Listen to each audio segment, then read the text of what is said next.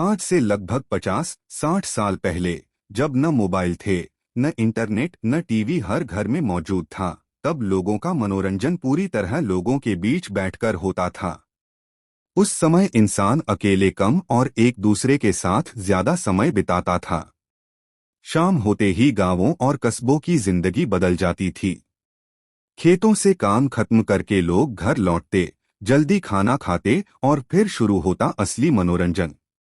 गांवों में चौपाल सबसे बड़ा मनोरंजन केंद्र हुआ करता था।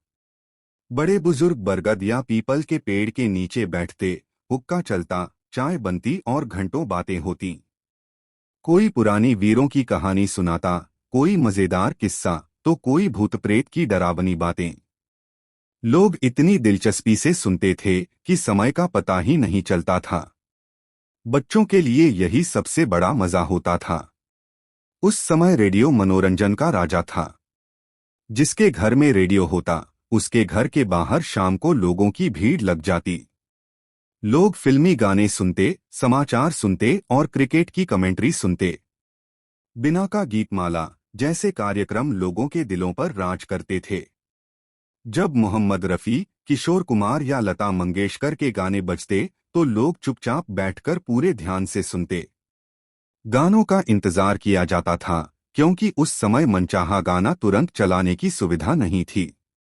मनोरंजन का सबसे बड़ा साधन मेले हुआ करते थे।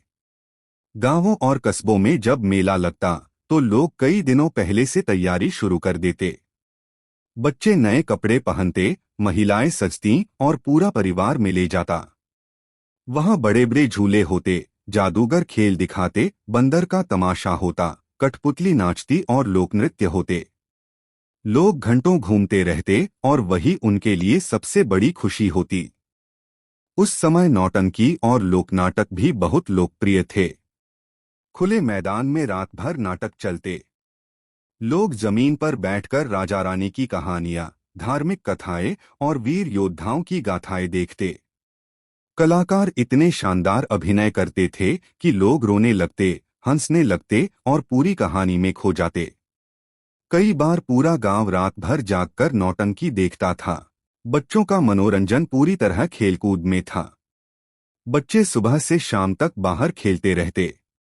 कबड्डी, खो खो, गिल्ली डंडा, कंचे, लट्टू और पतंगबाजी बहुत लोकप्रिय खेल थे। इन खेलों में शरीर भी मजबूत होता था और दोस्ती भी गहरी होती थी।